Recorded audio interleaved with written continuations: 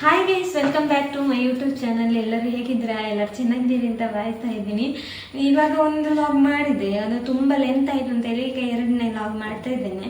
ನನ್ನೊಂದು ಸ್ಕೂಟಿದು ಕತೆ ಆಯಿತಾ. ಹಾಗೆ ನನಗೆ ಸ್ಕೂಟಿ ಯಾವಾಗ ನನಗೆ ತಗೊಳ್ಬೇಕು ಅಂತ ಆಸೆ ಆಗೋದು ಅಂತ ಹೇಳಿದರೆ, ನಾನು ಫಿಫ್ತಲ್ಲಿ ಇರುವಾಗ ಆಯಿತಾ, ಚೆಲುವಿನ ಚಿತ್ತಾರ ಮೂವಿ ಎಲ್ಲ ನೋಡುವಾಗ ಅಮೂಲ್ಯದ ಬಿಡ್ತಾ ಹೋಗ್ತಿದ್ರಲ್ಲ, ಆಗ ಆಸೆ ಇರ್ತಿತ್ತು ಇದು. ಆವಾಗ ನಾನು ಎಂತ ಮಾಡ್ತಿದ್ದೆ ಅಂತ ಹೇಳಿದರೆ, ಈ ಇಡೀ ಇದ್ದ ಸ್ಕೀಮಿಗೆಲ್ಲ ಸೇರುತ್ತಾಯ್ತಾ, 10 ರೂಪಾಯಿ 15 ರೂಪಾಯಿ ಎಲ್ಲ ಇದ್ದದಲ್ಲ ಇದು ಸ್ಕೀಮಿಗೆಲ್ಲ ಕಟ್ಟಲಿಕ್ಕೆ ಇದ್ದದ್ದು. ಹಾಗೆ ಅದಕ್ಕೆ ಸೇರ್ತಿದ್ದೆ ನಾನು. ಅಂದರೆ ಸ್ಯಾಟರ್ಡೆ ನಾನು ಸ್ಕೂಲಿಂದ ಬಿಟ್ಟು ಸ್ಯಾಟರ್ಡೆ ಮಧ್ಯಾಹ್ನ ಮೇಲೆ ನಾನು ಡ್ಯೂಟಿಗೆ ಹೋಗ್ತಿದ್ದೆ, ಅಮ್ಮನೊಟ್ಟಿಗೆ ಕೆಲಸಕ್ಕೆ. ಅಮ್ಮ ಹೋಗುವಲ್ಲಿ ಎಲ್ಲ ಹೋಗೋದು. ಸಂಡೇ ಹೋಗ್ತಿದ್ದೆ ಅಡಿಕೆ ಇಕ್ಲಿಕ್ಕೆ, ಹಾಗೆಲ್ಲ ಹೋಗ್ತಿದ್ದೆ ಆಯಿತಾ. ಮತ್ತು ಸೊಪ್ಪು ತರಲಿಕ್ಕೆ, ಹುಲ್ಲೆರಿಲಿಕ್ಕೆ ಎಲ್ಲ ಹೋಗ್ತಿದ್ದೆ. ಹಾಗೆ ನನಗೆ ಫುಲ್ ಡೇಗೆ ಅಂದರೆ 20 ರೂಪಾಯಿ ಕೊಡ್ತಿದ್ರು. ಮಧ್ಯಾಹ್ನ ಮೇಲೆ ಹೋದರೆ 10 ರೂಪಾಯಿ ಕೊಡ್ತಿದ್ರು. 10 ರೂಪಾಯಿ ಆದರೂ ಸಹ ದೊಡ್ಡ ಅಮೌಂಟ್ ಅಲ್ಲ. ಒಂದು ದಿನ ರಜೆ ಮಾಡ್ತಿರ್ಲಿಲ್ಲ ಆಯಿತಾ. 6 ದಿನ ಸ್ಕೂಲಿಗೆ ಹೋಗೋದು, 5 ದಿನ ಸ್ಕೂಲಿಗೆ ಹೋಗೋದು, 1 ದಿನ ಡ್ಯೂಟಿಗೆ ಹೋಗೋದು. 30 ರೂಪಾಯಿ ಸಿಗ್ತಿತ್ತು ಆಯಿತಾ. ವಾರದಲ್ಲಿ 30 ರೂಪಾಯಿ, ವಾವ್ ಜಾಲಿ ಅಂತ ಇಟ್ಕೊಂಡು ಹೋಗ್ತಿದ್ದೆ. ಮತ್ತು ಹೋಗಿ ಹೋಗಿ ಹೋಗಿ ಅಮೌಂಟ್ ಎಲ್ಲ ಆಗ್ತಿತ್ತು. ಮತ್ತು ನನಗೆ ನಮ್ಮ ಮನೆಯಲ್ಲಿ ತುಂಬ ಜನ ಮಕ್ಕಳಲ್ಲ, ಟೂರಿಗೆಲ್ಲ ಹೋಗಲಿಕ್ಕೆ ನಾನು ಮತ್ತು ಇದು ತಂಗಿಯಂದಿರೆಲ್ಲ ಇರುವಾಗ ತಂಗಿನವರನ್ನೆಲ್ಲ ಇದು ಇಲ್ಲಿಗೆಲ್ಲ ಕಲಿಸೋದು ಮಾರೆ, ಟೂರಿಗೆಲ್ಲ. ನನಗೆ ಯಾವುದು ಸಿಗೋದಿಲ್ಲ. ಭರತನಾಟ್ಯ ಎದ್ದಿದ್ದಕ್ಕೆಲ್ಲ ಅವರನ್ನೆಲ್ಲ ಸೇರಿಸಿದ್ದಾರೆ. 25 ರೂಪಾಯಿ ಎಲ್ಲ ಕ್ಲಾಸಿಗೆ ಇದ್ದದ್ದು. ನನಗೆ ಎಂತಿಲ್ಲ. ಹಾಗೆ 8ರಲ್ಲಿ ನಾನು ಟೂರಿಗೆ ಹೋಗಲೇಬೇಕು ಅಂತ ಹೇಳಿ ಹೊರಟಿದ್ದಾಯ್ತಾ. 400 ರೂಪಾಯಿ ಟೂರಿಗೆ ಕೊಡಲಿಕ್ಕೆ, ಮಂಗಳೂರಿಗೆ ಎಷ್ಟೇ ಹೋಗಲಿಕ್ಕೆ ಇದ್ದದ್ದು. 400 ರೂಪಾಯಿ ಟೂರಿಗೆ ಒಬ್ಬೊಬ್ಬರಿಗೆ. ನಾನು ದುಡ್ಡೆ ನನಗೆ ಒಂದು ದಿನಕ್ಕೆ 20 ರೂಪಾಯಿ ಇರೋದು. ನಾನು 400 ರೂಪಾಯಿ ಮಾಡಬೇಕಾದ್ರೆ ಇಷ್ಟು ದಿನ ದುಡಿಬೇಕು. ಹಾಗೆ ಸಂಡೇ ಸ್ಯಾಟರ್ಡೇ ದುಡಿತಿದ್ದೆ ಆಯಿತಾ. ವಾರದಲ್ಲಿ 30 ರೂಪಾಯಿ ಇರ್ತಿತ್ತು. ದುಡಿಯೋದು ಮತ್ತು ಆಯಿತು. ಅಮ್ಮ ಸ್ವಲ್ಪ ಕೊಟ್ಟರು, 400 ರೂಪಾಯಿ ವರ್ತಿ ಆಯಿತು. 400 ರೂಪಾಯಿ ಕೊಟ್ಟೆ. ಮತ್ತು ಖರ್ಚಿಗೆ 30 ರೂಪಾಯಿ ಕೊಟ್ಟಿದ್ದಾರೆ ಮಾರೆ ಮನೆಯಿಂದ. ನಾನು 30 ರೂಪಾಯಿ ಕೊಟ್ಟದನ್ನು ಎಷ್ಟು 2 ದಿನ ಟೂರ್ ಆಯಿತಾ. ಪಿಳಿಕುಳ ಅಲ್ಲಿ ಇಲ್ಲಿಗೆಲ್ಲ ಹೋಗ್ಲಿಕ್ಕಿತ್ತು. ಹಾಗೆ ಬೆಳಿಗ್ಗೆ ಬೇಗ ಹೊರಟದ್ದು. ಒಂದೇ ದಿನ ಟೂರ್ ಹೌದೌದು. ಬೆಳಿಗ್ಗೆ ಬೇಗ 5 ಗಂಟೆಗೆ ಹೊರಡೋದು, ಸಂಜೆ ಆಗುವಾಗ 8 ಗಂಟೆ 9 ಗಂಟೆ ಆಗುವಾಗ ಮನೆಗೆ ರೀಚ್ ಆಗಲಿಕ್ಕೆ. ನನಗೆ 30 ರೂಪಾಯಿ ಕೊಟ್ಟಿದ್ದಾರೆ. ಬೇರೆ ಮಕ್ಕಳ ಹತ್ರ ಎಲ್ಲ ತುಂಬ ದುಡ್ಡಿದ್ದೆ, 100 ರೂಪಾಯಲ್ಲಿ ಇರ್ತಾಯ್ತಾ. ನಾನು 25 ರೂಪಾಯಿ 30 ರೂಪಾಯಿ ಕೊಟ್ಟಿದ್ದೆ. ನಾನು ಎಂತ ಮಾಡೋದಲ್ಲಿ, ಎಂತ ತಿನ್ನೋದಂತ ಬೇಕಲ್ಲ. ನಾನು ಎಲ್ಲಿ ಹೇಳ್ತಾರೆ ಸಹ ಪಾರ್ಲೇಜಿ ಬಿಸ್ಕೆಟ್ ತಿಕ್ಕೊಳ್ಳೋದು. ಅದಕ್ಕೆ 5 ರೂಪಾಯಿಗೆ ಸಿಕ್ತಿತ್ತಲ್ವ. ಬೇರೆ ಎಂತ ತಗೊಳ್ಳಿಗೆ ದುಡ್ಡಿರಲಿಲ್ಲ. ಬೇರೆ ಮಕ್ಕಳೆಲ್ಲ ತಿನ್ನುವಾಗೆಲ್ಲ ಆಸೆ ಆಗೋದು. ಎಂತೆಂತ ಆಸೆ ಆಗ್ತಿತ್ತು ಆಯಿತಾ. ಎಂತ ಸಿಗ್ತಿರ್ಲಿಲ್ಲ ಆಯಿತಾ. ಐಸ್ ಕ್ರೀಮ್ ಎಲ್ಲ ತಿನ್ನುವಾಗ ಆಸೆ ಆಗ್ತಿತ್ತು. ದುಡ್ಡಿರಲಿಲ್ಲ ಅಲ್ಲ. ಹಾಗೆ ನನ್ನ ಹತ್ರ 30 ರೂಪಾಯಿ ಇದ್ದದನ್ನು ಎಂತ ಮಾಡೋದು. ಅಷ್ಟರಲ್ಲಿ ನಾನು ಅದನ್ನು ಸಂಜೆವರೆಗೆ ಇಟ್ಕೊಂಡಿದ್ದೇನೆ. 5 ರೂಪಾಯಿ ಅಲ್ಲಿ ಸ್ಟಾಪ್ ಇರುವಾಗ ತಗೊಳ್ಳೋದು. 5 ರೂಪಾಯಿದು ಬಿಸ್ಕೆಟ್, 2 ರೂಪಾಯಿದು ಲಾಲಿಪಾಪ, ಆ ಥರ ಎಲ್ಲ ತಗೊಂಡು ತಿಂತಿದ್ದೆ. ಸೊ ಅದಾಯಿತು. ಆದ ನಂತರ ಆ ಕನಸಾಯಿತು. ಮತ್ತು ಅದೇ ಸ್ಕೂಟಿದು ಅದು ಇದು ಅಂತ ಕನಸು ಕಟ್ತಾ ಇದ್ದೆ. ಸ್ಕೂಟಿಯನ್ನು ತಗೊಳ್ಬೇಕು ಹೇಗೆ ಆದರೂ ಅಂತ. ಮತ್ತು ನಂದು ಓದೋದು ಅದೆಲ್ಲ ಆಗಿ ನಾನು ಡ್ಯೂಟಿಗೆ ಹೋಗಲಿಕ್ಕೆ ಸ್ಟಾರ್ಟ್ ಮಾಡಿದೆ. ಟೈಲರಿಂಗ್ ಸ್ಟಾರ್ಟ್ ಮಾಡಿ ಫಸ್ಟಿಗೆ ಟೈಲರಿಂಗ್ ಕ್ಲಾಸಿಗೆ ಹೋಗ್ಬೇಕಲ್ವ. ಒಂದು 6 ತಿಂಗಳು ಹೋದೆ. ಅದರಲ್ಲಿ ಒಂದು 2 ತಿಂಗಳು ನಾನು ಹೋಗಿದ್ದೇನೆ. ಅದು ನೋಟ್ಸಲ್ಲಿ ಇದು ಬರೀಲಿಕ್ಕೆ, ಮತ್ತು ಇದು ಪೇಪರ್ ಕಟ್ಟಿಂಗ್ ಎಲ್ಲ ಇರ್ತದಲ್ಲ. ಎಂತ ಅಂದರೆ ಎಂತ ಸಹ ನನಗೆ ತಲೆಗೆ ಹೋಗ್ತಿರ್ಲಿಲ್ಲ. ಲೆಕ್ಕ ಅದಾಗಿ ಹೀಗೆಲ್ಲ ನನಗೆ ಎಂತ ಗೊತ್ತಾಗ್ತಿರ್ಲಿಲ್ಲ ಆಯಿತಾ. ಸ್ವಲ್ಪ ತಲೆ ಹೋಗ್ತಿದ್ರು. ನನಗೆ ತುಂಬ ಕಷ್ಟ ಅಂತ ಅನಿಸ್ತಿತ್ತು.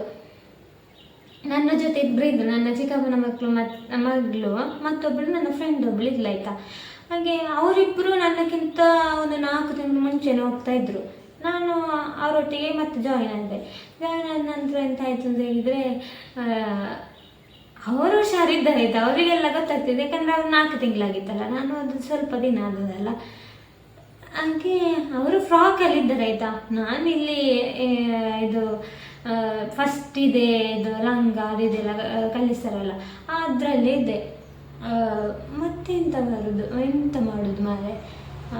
ನನಗೆ ಅರ್ಥನೇ ಆಗ್ತಿಲ್ಲ ಅಲ್ಲ ಅಂತ ಆಗ್ತಿತ್ತು. ಪೇಪರ್ ಕಟ್ಟಿಂಗ್ ಎಲ್ಲ ಅರ್ಥ ಆಗ್ತಿರ್ಲಿಲ್ಲ ನನಗೆ ಫಸ್ಟಿಗೆ. ಮತ್ತೆ ನೋಡುವಾಗ ಒಂದು 3 ತಿಂಗಳಾದ ನಂತರ ನಾನು ಜಾಯಿನ್ ಆಗಿ 3 ತಿಂಗಳಾದಮೇಲೆ ನಾನೇ ಅಲ್ಲಿ ಡಾನ್ ಆಯಿತಾ. ಎಲ್ಲರಿಗೆ ನನಗಿಂತ ಮೊದಲು ಸೇರಿದವರಿಗೆ ಸಹ ನಾನೇ ಹೇಳಿ ಕೊಡಬೇಕು, ಅಷ್ಟು ಹುಷಾರಾಗಿದ್ದೆ ಆಯಿತಾ. ನನಗೆ ಶಾಕ್, ಎಂತ ಮಾರೆ ನಾನು ಇಷ್ಟು ಕಲ್ತ್ನ ಅಂತ. ಚಂದ ಗೊತ್ತಾಗ್ತಿತ್ತು, ಅರ್ಥ ಆಗ್ತಿತ್ತು ನನಗೆ. ಒಂದು ಸಲ ಇರ್ತದೆ ಮತ್ತೆ ಅರ್ಥ ಆಗ್ತಿತ್ತು ಆಯಿತಾ. ಎಲ್ಲ ನನ್ನ ಜೊತೆ ಕೇಳಲಿಕ್ಕೆ ಸ್ಟಾರ್ಟ್ ಮಾಡಿದರು. ಮತ್ತು ನಾನು ಹುಷಾರಾದೆ. ನಾನು 6 ತಿಂಗಳಲ್ಲಿ ಕಲಿತು ಹೊರಗಡೆ ಬಂದು ಮತ್ತು ನಾವು ಟೈಲರಿಂಗ್ ಕ್ಲಾಸಿಗೆ ಹೋದ್ರಿ ಸಹ ನಾವು ಬೇರೆ ಟೈಲರ್ ಹತ್ರ ನಾವು ಕಲೀಲಿಕ್ಕೆ ಇರ್ತದೆ. ಅದು ನಾರ್ಮಲ್ ಒಂದು ಎಂತ ಹೇಳೋದು ಬೇಸಿಕ್ ನಾಲೆಜ್ ಅವ್ರು ಕೊಡೋದು. ಅಂದರೆ ಮಿಷನಲ್ಲಿ ನನಗೆ ಇದು ಕೈಯೆಲ್ಲ ಹೋಗಬೇಕು, ಸ್ಟಿಚಿಂಗಿಂದ ಹೋಗ್ಬೇಕಂದ್ರೆ ಇಲ್ಲೇ ಹೋಗಬೇಕು, ಈಗ ಹೋಗ್ಬಾರ್ದು ಅಂತ ಅದಕ್ಕೆಲ್ಲ ಅವರು ಹೇಳಿಕೊಡೋದಲ್ಲ. ಹಾಗೆ ಅದಾದ ನಂತರ ನಾನು ಟೈಲರ್ನ ಹತ್ರ ಸೇರಿದೆ. ಅಲ್ಲಿ ಸೇರಿ ನಾನು ಒಳ್ಳೆ ಟೈಲರಿಂಗ್ ಕಲಿತೆ. ಎಂತ ಮೈನಾಗಿ ನಾನು ಚೂಡಿ ಮಾತ್ರ ಕಲಿತದ್ದು. ಬ್ಲೌಸ್ ಮತ್ತು ಪ್ಲೈನ್ ಅಮ್ಮನಿಗೆಲ್ಲ ಸ್ಟಿಚ್ ಮಾಡಿ ಕೊಡ್ತಿದ್ದೆ, ಸರಿ ಆಗ್ತಿತ್ತು. 1 ವರ್ಷ ನಾನು ನಿಂತಿಕಲ್ಲಿಗೆ ಹೋಗಿದ್ದೆ ಆಯಿತಾ, ಶಾಮನನ ಹತ್ರ. ಅಲ್ಲಿ ಹೋಗಿ 1 ವರ್ಷ ಸ್ಟಿಚ್ ಮಾಡಿದೆ. ಮತ್ತು ನಾನು ಅಲ್ಲಿ ನೋಡಿ ತಿಂಗಳಿಗೆ ನಾನು 900 ರೂಪಾಯಿ ನನಗೆ ಕೊಡ್ತಿದ್ದದು. ಎಷ್ಟು ದುಡಿತಿದ್ದೆ ಗೊತ್ತುಂಟ. ಚಂದ ನಂದು ಸ್ಟಿಚ್ ಸಹ ಚಂದ ನಾನು ಸ್ಟಿಚ್ ಮಾಡ್ತಿದ್ದೆ. ಆದ ನಂತರ ಅಲ್ಲಿಂದ ಬಂದು ನಾನು ಬೆಳ್ಳಾರಿಗೆ ಸೇರಿದೆ. ಬೆಳ್ಳಾರಿಯಲ್ಲಿ ಸೇರಿ ಅಲ್ಲಿ ಸ್ಟಿಚಿಂಗ್, ಅಲ್ಲಿ ಬ್ಲೌಸ್ ಎಲ್ಲ ಮತ್ತು ಜಾಸ್ತಿ ನಾನು ಬ್ಲೌಸ್ ಸ್ಟಿಚ್ ಮಾಡಲಿಕ್ಕೆ ಕಲಿತೆ ಆಯಿತಾ. ಬ್ಲೌಸ್ ಎಲ್ಲ ಕಲಿತಾ ಇದ್ದೆ, ಸ್ಟಿಚ್ ಮಾಡಿದೆ. ಇದು ಎಂತ ಚೂಡಿಯಾಗ ಗೊತ್ತಿದ್ದಲ್ಲ, ಬ್ಲೌಸ್ ಸ್ಟಿಚ್ ಮಾಡಲಿಕ್ಕೆ ಸ್ಟಾರ್ಟ್ ಮಾಡಿದೆ. ಸ್ಟಿಚ್ ಮಾಡಿ ಮಾಡಿ ಮಾಡಿ ಅಲ್ಲಿ ಸಹ 1.5 ವರ್ಷ ಇದ್ದೆ. ಈಗ ನಾವು ಬೇರೆ ದಿಕ್ಕಲ್ಲಿ ದುಡಿಯುವಾಗ ನಮಗೆ ಸ್ಯಾಲ್ರಿ ಇಷ್ಟ ಅಂತಲೇ ಇರ್ತದಲ್ಲ. ನನಗೆ ಅಲ್ಲಿ ಓಪನ್ ಆಗಿ ಹೇಳೋದು, ನನಗೆ ಅಲ್ಲಿ 1,500 ಕೊಡ್ತಿದ್ರು ಒಂದು ತಿಂಗಳಿಗೆ. ನನಗೆ ಹೋಗ್ಲಿಕ್ಕೆ ಬರಲಿಕ್ಕೆ 700-800 ರೂಪಾಯಿ ಒಂದು ತಿಂಗಳಿಗೆಲ್ಲ ಬೇಕಿತ್ತು. ನಾನು ಬಸ್ಸಲ್ಲಿ ಹೋಗೋದಾದರೆ ಅದನ್ನು 1,500 ಸಿಗೋದು. ಅದನ್ನು ಉಳಿಸ್ಲಿಕ್ಕೋಸ್ಕರ ನನಗೆ ಮತ್ತೆ ಬಸ್ ಸಹ ಸಿಗ್ತಿರ್ಲಿಲ್ಲ. ನಡ್ಕೊಂಡು ಬರ್ತಿದ್ದೆ ಬೆಳ್ಳಾರಿಯಿಂದ ಮನೆಗೆ ಡೈರೆಕ್ಟಾಗಿ ಸೀದಾ ನಡ್ಕೊಂಡು ಬರೋದು ಮಾರಿ. ನಡ್ಕೊಂಡು ಬರೋದು ಹೋಗೋದು. ಹಾಗೆ ಅದಾಗಿ ಅಲ್ಲಿ ಸ್ವಲ್ಪ ಎಂಥದ್ದು ಕಿರಿಕಿರಿ ಆಯ್ತಾಯ್ತಾ. ಹಾಗೆ ಅಲ್ಲಿಂದ ನಾನು ಬಿಟ್ಟು ಮತ್ತು ಎಂತ ಮಾಡೋದು ಅಂತ ಆಗ್ತಿತ್ತು. ಸ್ವಂತ ಶಾಪ್ ಆಗುವ ಅಂತಾಯಿತು. ಯಾಕಂದರೆ ಚೂಡಿ ಮತ್ತು ಬ್ಲೌಸ್ ಸ್ಟಿಚ್ ಮಾಡ್ತೇನಲ್ಲ, ಮೈನದೇ ಅಲ್ವಾ, ಹಾಗೆ ಮಾಡುವ ಅಂತ ಹೇಳ್ಕೊಂಡು ಫಸ್ಟೇ ನಾನು ನನ್ನ ಊರಲ್ಲಿ ಒಂದು ಸಣ್ಣ ಶಾಪ್ ಹಾಕಿದ್ದು. ಶಾಪಾಗಿ ಒಂದು 6 ತಿಂಗಳಿದ್ದೆ ಆಯಿತಾ. ಅಲ್ಲಿ ಸ್ಟಿಚ್ ಮಾಡ್ತಾ ಇದ್ದೆ. ಅಲ್ಲಿ ನನಗೆ ಎಂತ ತೆಕ್ಕೊಳ್ಳಿಕ್ಕೆ ಆಗ್ತಿರಲಿಲ್ಲ. ಅಂದರೆ ಬೇರೆ ಡ್ರೀಮ್ಸ್ ನನಗೆ ಕಂಪ್ಲೀಟ್ ಮಾಡಲಿಕ್ಕೆ ಆಗ್ತಿರಲಿಲ್ಲ. ನಂದು ಆ್ಯಕ್ಟಿವ್ ಅಂತ ಡ್ರೀಮ್ ಆಗಿತ್ತು. ಸೊ ಅದು ತಗೊಳ್ಳಿಕ್ಕೆ ಆಗ್ತಿರಲಿಲ್ಲ. 6 ತಿಂಗಳಲ್ಲಿ ದುಡ್ಡೆ. ಮತ್ತು ಅಲ್ಲಿಂದ ಪೇಟೆಗೆ ಬರುವ ಅಂತೇಳಿ ಪೇಟೆಗೆ ಶಿಫ್ಟ್ ಆದೆ. ಪೇಟೆಯಲ್ಲಿ ಶಾಪ್ ಆಗಿ ಮತ್ತು ಅಲ್ಲಿ ತುಂಬ ಒಳ್ಳೆಯದಾದೆ. ನಾನು ಪೇಟೆಯಲ್ಲಿ ಶಿಫ್ಟ್ ಆದ ಮೇಲೆ ನೆಟ್ಟಾರಲ್ಲಿ ನಾನು ಇಂದಿರಾನಗರದಲ್ಲಿ ಒಂದು ಶಾಪ್ ಹಾಕಿದ್ದೆ. ವಲ್ಲೀಶ ಲೇಡೀಸ್ ಟೈಲರ್ ಅಂತ ಇತ್ತು ನನ್ನ ಶಾಪಿದ ಹೆಸರು. ಅಲ್ಲಿ ನಾನು ಶಾಪ್ ಹಾಕಿದ ನಂತರ ನನ್ನ ಡ್ರೀಮ್ಸ್ ಎಲ್ಲ ಕಂಪ್ಲೀಟ್. ಒಂದೇ ಒಂದು ಚಿನ್ನ ನನ್ನ ಹತ್ರ ಇರಲಿಲ್ಲ ಗೈಸ್. ಚಿನ್ನ ತಗೊಂಡೆ ನಾನು. ಅಂದರೆ ಚಿನ್ನ ಈಗ ಅಲ್ಲಿ ಸ್ಕೀಮೆಲ್ಲ ಇರ್ತದಲ್ಲ ಚಿನ್ನದ ಶಾಪಲ್ಲೆಲ್ಲ.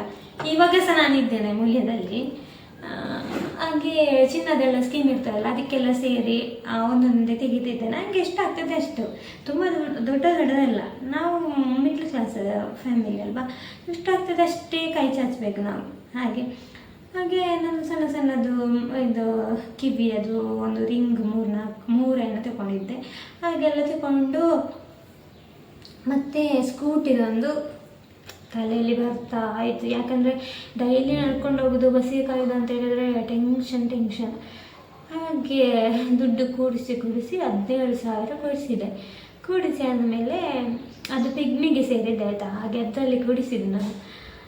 ಸೇರಿದ ಮೇಲೆ 17,000 ಆಗಿದೆ. ನಾನು ಯಾರ ಹತ್ರ ಹೀಗೆ ಕೇಳ್ತಾ ಇದ್ದೆ ಅಲ್ಲಿ ಮನೆ ಹತ್ರ ಎಲ್ಲ, ಎಲ್ಲಿಯಾದರೂ ಸ್ಕೂಟಿ ಅದು ಸೆಕೆಂಡ್ ಹ್ಯಾಂಡ್ ಎಲ್ಲ ಇದ್ದರೆ ನನಗೆ ಹೇಳಿ ಅಂತ. ಹಾಗೆ ಮೇಲೆ ಮನೆಯವರ ರಿಲೇಷನಿಗೆ ಒಂದು ಇತ್ತಂತೆ. ಸೊ ಅದು ಡ್ಯೂರೋ ಕಂಪೆನಿ ಆವಾಗಲೇ ಬಂದಾಗಿತ್ತು. ಅದರದ್ದು ಪಾರ್ಟ್ ಎಲ್ಲ ಎಂತ ಸಿಗ್ತಿರಲಿಲ್ಲ. ಅವರು 19,000ಕ್ಕೆ ಕೊಟ್ಟರು. ಅದು ನನಗೆ ಎಂತಂತ ಹೇಳಿದರೆ, ನನಗೆ ಅದರಲ್ಲಿ ಸ್ವಲ್ಪ ಅವರು ಮಂಗೆ ಮಾಡಿದ್ದಾರೆ ಆಯಿತಾ. ನನಗೆ ಬೇಸರ ಇದೆ ಇದು ಒಂದು, ಇವಾಗ ಸಹ ಬೇಸರ ಇದೆ. ಇದು ಟಯರ್, ಹಿಂದೆ ಟಯರ್ ಉಂಟಲ್ಲ ಅದು ಪಂಚರ್ ಆಗಿತ್ತು. ಅವರು ಜಸ್ಟ್ ಎಂತ ಗಾಳಿ ಹಾಕಿ ಹಾಗೆ ಇದು ಮಾಡಿ ನನಗೆ ಕೊಟ್ಟಿದ್ದಾರೆ. ಅಂದರೆ ನನಗೆ ಈ ಗಾಡಿದು ABCD ನನಗೆ ಗೊತ್ತಿಲ್ಲಲ್ಲ. ಸೊ ನಾನು ಮತ್ತೆ ತಮ್ಮ ಹೋಗಿ ತಗೊಂಡು ಬಂದು ಮನೆ ತನಕ ಸಹ ತಲುಪಲಿಲ್ಲ ಅದು. ನನಗೆ ಇಂಟ್ರೆಸ್ಟ್ ಭಯಂಕರ, ನಾನು ಕಲಿಬೇಕು ಅಂತ. ಹಾಗೆ ದೇವಸ್ಥಾನದ ಹತ್ರವರೆಗೆ ಹೋಗಿದ್ವಿ. ದೇವಸ್ಥಾನದಲ್ಲಿ ಪಂಚರ್ ನನ್ನ ಗಾಡಿ. ಮತ್ತೆ ಮರುದಿನ ಇದು ಪೀಟರ್ನವರನ್ನೆಲ್ಲ ಕರ್ಕೊಂಡು ಬಂದು ಅವರು ಟಯರೇ ಮತ್ತು ಚೇಂಜ್ ಮಾಡಬೇಕು ಅಂತ ಹೇಳಿದರು. ಅದು ಪಂಚರ್ ಆಲ್ರೆಡಿ ಆಗಿತ್ತು ಅಂತ ಹೇಳಿದರು. ಮತ್ತು ವಾಪಸ್ ಟಯರಿಗೆ ದುಡ್ಡು 1,500. ಹಾಗೆ ಟಯರ್ ಹಾಕಿಸಿ ಮತ್ತೆ ನಾನು ಮನೆಗೆ ತಂದದ್ದು ಆಯಿತಾ. ಮನೆಗೆ ತಂದು 1 ವರ್ಷ ನಾನು ಓಡಿಸಿದ್ದೇನೆ. ಮನೆಗೆ ತಂದ ಮೇಲೆ 2 ದಿನ ನಾನು ಶಾಪಿಗೆ ರಜೆ ಮಾಡಿ 2 ದಿನದಲ್ಲಿ ಕಂಪ್ಲೀಟ್ ನಾನು ಆ್ಯಕ್ಟಿವಾ ಓಡಿಸಲಿಕ್ಕೆ ಕಲಿತೆ. ನನಗೆ ಕಲಿಸಿದ ತಮ್ಮ. ಹಾಗೆ ಕಲಿತೆ. ಮರುದಿನ 3ನೇ ದಿನ ನಾನು ಬಳ್ಳಾರಿಗೆ ತಗೊಂಡು ಬಂದೆ. ಬೆಳಿಗ್ಗೆ ಬೇಗ ಬರೋದು, ಗಾಡಿ ಒಂದು ಸೇರುವುದಿಲ್ಲಲ್ಲ. ಸಂಜೆ ಸ್ವಲ್ಪ ಬೇಗ ಹೋಗೋದಾಯ್ತಾ. ಬೆಳ್ಳಾರಲ್ಲಿ ಒಂದು ಸ್ಟ್ಯಾಂಡ್ ಹಾಕಲಿಕ್ಕೆ ನನಗೆ ಆಗುದಿಲ್ಲ, ಯಾಕಂದರೆ ಅಲ್ಲಿ ಇಂಟರ್ಲಾಕ್ ಆಗ್ತಿತ್ತು. ಬೀಳ್ತದ ಅಂತ ಭಯ ಆಗ್ತದೆ ಅಲ್ಲ. ಮತ್ತು ನಾನು ಅಲ್ಲಿ ಶಾಪಿನವ್ರ ಹತ್ರ ಯಾರನ್ನಾದರೂ ಕರೆದು ಸ್ಟ್ಯಾಂಡ್ ಹಾಕಲಿಕ್ಕೆ ಹೇಳೋದು. ಅಷ್ಟು ಇದರಲ್ಲಿ ನಾನು ಹೋಗಿದ್ದೆ ಆಯಿತಾ. ಹಾಗೆ ಮತ್ತೆ ನಾನು ಎಕ್ಸ್ಪರ್ಟ್ ಆದೆ ಡ್ರೈವಿಂಗಲ್ಲಿ, ಸ್ಕೂಟಿ ಡ್ರೈವಿಂಗಲ್ಲಿ. ಹಾಗೆ 1 ವರ್ಷ ಇತ್ತು. 1 ವರ್ಷ ಇದ್ದ ಮೇಲೆ ಒಂದು ದಿನ ಬೆಳಿಗ್ಗೆ ಮಳೆ ಬರ್ತಿತ್ತು ಆಯಿತಾ, ಬೇರೆ ಮಳೆ ಬರ್ತಿತ್ತು. ನಾನು ಮತ್ತೆ ನನ್ನ ತಂಗಿ, ಸಣ್ಣ ತಂಗಿ, ಅವಳು 6ನೇ ಕ್ಲಾಸ್ ಇದ್ದು ಅವಳು, ನಾನು ಎಲ್ಲಿ ಹೋಗ್ತೇನೆ ಅಲ್ಲೇ ನನ್ನ ಜೊತೆನೇ ಅವಳು. ಆವಾಗ ಅವಳು ಎಂತ ಮಾಡಿದ್ಲು, ನನ್ನ ಹಿಂದೆ ಇದ್ಲು. ಅವಳನ್ನು ನಾನು ಬೆಳ್ಳಾರಿಗೆ ಶಿಫ್ಟ್ ಆದಲ್ಲ, ಹಾಗೆ ಇವಳು ಬೆಳ್ಳಾರಿ ಶಾಲೆಗೆ ಹಾಕು ಅಂತ. ಮತ್ತು ನಾನು ಬೆಳ್ಳಾರಿ ಶಾಲೆಗೆ ಹಾಕಿದ್ದೆ 6ನೇ ಕ್ಲಾಸಲ್ಲಿ. ಹಾಗೆ ಹಾಕಿ ಡೈಲಿ ಬೆಳಿಗ್ಗೆ ನನ್ನ ಜೊತೆ ಬರುವವಳು, ಸಂಜೆ ಸಹ ನನ್ನ ಜೊತೆನೆ. ನಾನು 4 ಗಂಟೆ ಆಗ ನಾನು ಕರ್ಕೊಂಡು ಬರಲಿಕ್ಕೆ ಹೋಗಿ ಮತ್ತೆ ಶಾಪಲ್ಲಿ ನಿಲ್ಲಿಸೋದು, ಮತ್ತು ಬಸ್ ಸಂಜೆ ಒಟ್ಟಿಗೆ ಬರೋದು. ಆ ಥರ ಎಲ್ಲ ಮಾಡ್ತಿದ್ದೆ. ಒಂದು ಪುಟ್ಟ ತಂಗಿ ಆಯಿತು ನಂದು. ಹಾಗೆಲ್ಲ ಮಾಡ್ತಿದ್ದೆ ಆಯಿತಾ. ಒಂದು ದಿನ ಬೆಳಿಗ್ಗೆ ನಾವು ಸ್ಕೂಲಿಗೆ ಹೋಗುವಾಗ ಇದು ಮಳೆ ಬರ್ತಿತ್ತು, ಬೀದಿ ಮಳೆ. ಇವಳು ಛತ್ರಿ ಬಿಡಿಸಿಕೊಂಡಿದ್ಲು ಆಯಿತಾ. ಇವಳು ಬಿದ್ದದೇ ನನಗೆ ಗೊತ್ತಿಲ್ಲ ಅಂತ ಗಾಳಿಗೆ. ನಾನು ತುಂಬ ಸ್ಪೀಡ್ ಹೋಗ್ತಿರ್ಲಿಲ್ಲ, ಆದರೆ ಇವಳು ಛತ್ರಿ ಎಳೀತದೆ ಅಲ್ಲ, ಇವಳು ಛತ್ರಿಯನ್ನು ಬಿಡಲಿಲ್ಲ. ಛತ್ರಿ ಜೊತೆ ಇವಳು ಸಹ ಬಿದ್ದದ್ದು. ನನಗೆ ಗೊತ್ತಿಲ್ಲ. ನನಗೆ ಅವಾಗೆಲ್ಲ ತುಂಬ ಫುಲ್ಲು ಡ್ರೈವಿಂಗ್ ಏನು ಗೊತ್ತಿರಲಿಲ್ಲ. ನಾನು ಕನ್ನಡಿಯಲ್ಲಿ ನೋಡುವುದಲ್ಲ, ನಾನು ಹಿಂದೆ ತಿರುಗಿ ನೋಡುವಾಗ ನಾನು ಮೋರಿಹಳ್ಳಿಯಲ್ಲಿದ್ದೇನೆ, ನಾನು ಮತ್ತೆ ಸ್ಕೂಟಿ. ಹಾಗೆ ಎಂತ ಆವಾಗ ನನಗೆ ಅಷ್ಟು ಖರ್ಚಾಗಲಿಲ್ಲ, ತಂಗಿಗೆ ಸ್ವಲ್ಪ ಗಾಯ ಆಗಿತ್ತು. ಮತ್ತು ಗಾಡಿಗೆ ಒಂದು 5,000ವರೆಗೆ ಖರ್ಚಾಗಿದೆ ಆಯಿತಾ. ಫುಲ್ ಜಖಮಾಗಿತ್ತು. ನಾನು ತಂಗಿ ಹತ್ರ ಹೇಳಿದ್ದು, ಯಾರಾದ್ರೂ ನೋಡಿದ್ರೆ ಒಂಥರ ನಾಚಿಗೆಲ್ಲ. ಅದಕ್ಕೆ ಬಾಬಾ ಎತ್ತು ನನಗೆ ಶಕ್ತಿವಂತ ಅಂತ ಹೇಳಿದೆ ಆಯಿತಾ. ತೆಗೆದು ನಿಲ್ಲಿಸಿದ್ವಿ. ಮತ್ತು ಅದು ಇದೆಲ್ಲ ಹೋಗಿತ್ತಾಯ್ತಾ, ಫುಲ್ಲು ಜಾಮ್ ಆಗಿತ್ತದು. ಮತ್ತು ಪಿಟ್ಟರ್ನವರನ್ನು ಬರಲಿಕ್ಕೆ ಹೇಳಿ ಅದನ್ನು ತಗೊಂಡು ಹೋದರು. ನಾವು ಹಾಸ್ಪಿಟಲಿಗೆ ಹೋಗಿ ಅವಳಿಗೆ ಸ್ವಲ್ಪ ಮದ್ದು ತಗೊಂಡು ಸೀದಾ ಮನೆಗೆ ಬಂದ್ವಿ. ಮನೆಗೆ ಬಂದ ಮೇಲೆ ಅದಷ್ಟು ಆಯಿತಾ. ಆದ ನಂತರ ಗಡಿ ಅದಕ್ಕೆ ಅಂತ ಎಲ್ಲ ಹೋಗೋದು, ಬೇರಿಂಗ್ ಹೋಗೋದು, ಅದು ಹೋಗೋದು ಇದು ಹೋಗೋದು ಅಂತ ಆಗ್ತಿತ್ತು. ಅಲ್ಲಿ ನಿಲ್ತಿತ್ತು ಗಾಡಿ ಕಂಡೀಷನ್ ಇರಲಿಲ್ಲ ಆಯಿತಾ.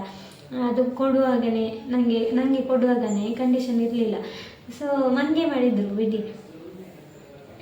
ಮತ್ತೆ ಇದು ನನಗೆ ಎಂತಾದರೂ ಆಗ್ಬೋದು, ನನಗೆ ಹೊಸ ಗಾಡಿ ತಗೊಳ್ಬೇಕು, ಇದು ಬೇಡ, ಇದಕ್ಕೆ ನನ್ನ ಗಾಡಿಗೆ ಹುಷಾರಿಲ್ಲದಿದ್ದರೆ ನನಗೆ ಸಹ ಹುಷಾರಿಲ್ಲ. ನಾನು ಅವತ್ತು ಅದಕ್ಕೆಂತಾದರೂ ಆದರೆ ನಾನು ತಿಂತಿರಲಿಲ್ಲ, ಊಟ ಮಾಡ್ತಿರಲಿಲ್ಲ, ಅಷ್ಟು ಹಚ್ಕೊಂಡಿದ್ದೆ ನನ್ನ ಗಾಡಿನ.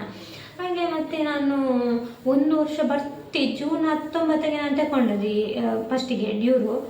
ಜೂನ್ 19ಕ್ಕೆ ನಾನು ಹೊಸ ಗಾಡಿ, ನೆಕ್ಸ್ಟ್ ಜೂನ್ 19, 2019ಕ್ಕೆ ನಾನು ಹೊಸ ಗಾಡಿ ನಾನು ತಗೊಂಡೆ, ಆ್ಯಕ್ಟಿವ್.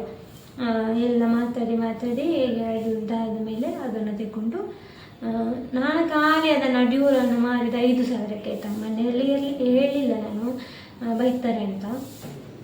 ಹಾಗೆ ಅಷ್ಟು ಕಷ್ಟದಲ್ಲಿ ನಾನು ತಗೊಂಡದ್ದು ಗಾಡಿ ಅಂತ ಹೇಳಿದರೆ ನನಗೆ ಜೀವ ಆಯಿತು. ಇವಾಗ ಸಹ ನಾನು ಗಾಡಿಯಿಂದ ಬಿದ್ದರೆ ಸಹ ಗಾಡಿಗೆ ಫಸ್ಟ್ ಎಂತ ಆಯಿತು ಅಂತ ನೋಡ್ತೇನೆ.